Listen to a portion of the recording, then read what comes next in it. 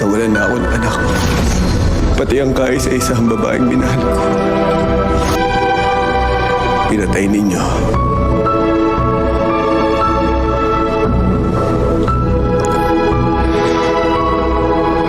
Ngayon,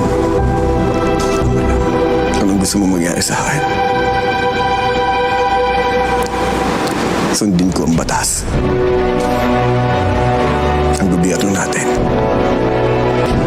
Wala kang alam, Lia. Wala ka pang alam. Hindi mo alam kung sino mga taong nasa likod ng trabaho mo. Ng posisyon mo.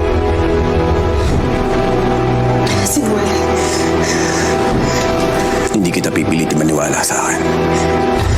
Pero sana, hindi pa huli ang lahat para mamulat ka.